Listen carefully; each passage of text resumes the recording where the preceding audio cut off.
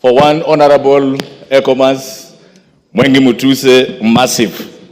Mr. Speaker, I give him thumbs up for executing this motion and showing Kenyans that leadership is not about where you come from, who you are, but how you perform your duties.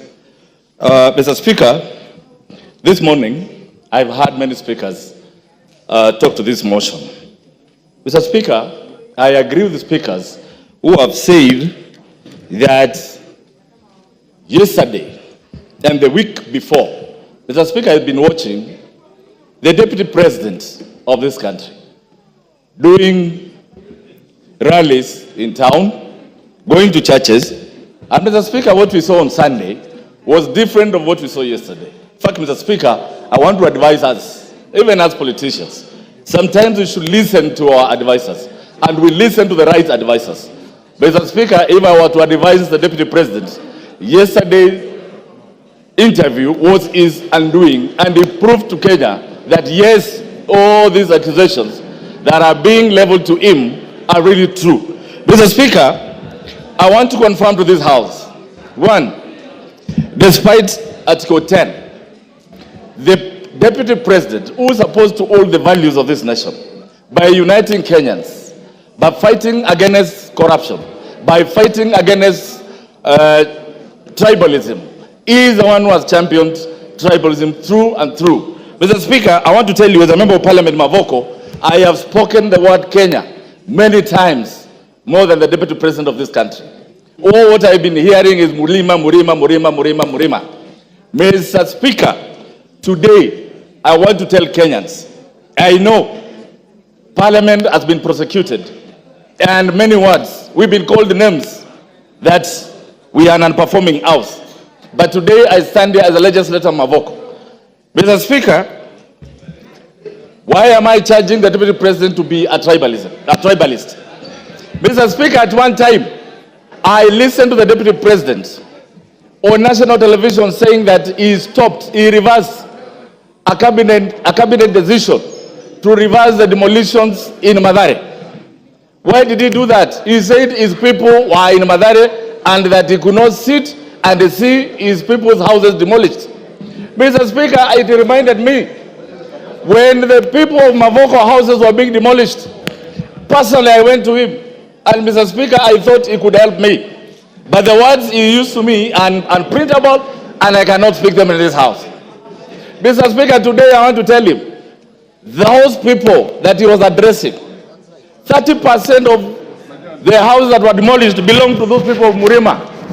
They belong to Kenyans. Mr. Speaker, I come from a constituency that is cosmopolitan. Today, as I stand here, Mr. Speaker, we have lost lives. We have had people whose properties had to be auctioned because they had gone for loans for those houses to build. Mr. Speaker, as a legislator, I humbled myself and requested and asked the Deputy President to intervene so that those houses, Mr. Speaker, a parcel of 4,000 acres, 325 acres, I requested him to have the 300 acres where the houses were seated, to have those people even pay to Portland. But the names he called me, Mr. Speaker, I cannot call them here. When I hear someone saying there are things which are not personal, Mr. Speaker, I want to tell them, those people elected me to represent them, and their pains are my pains, Mr. Speaker.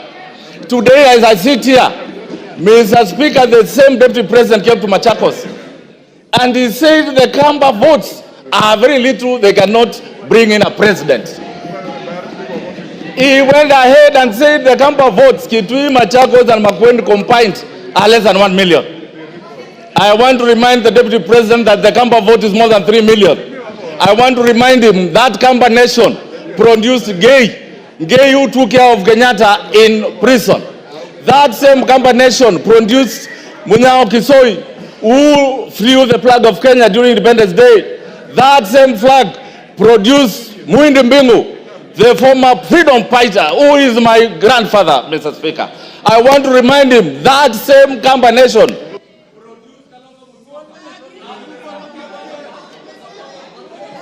Give him 1 minute.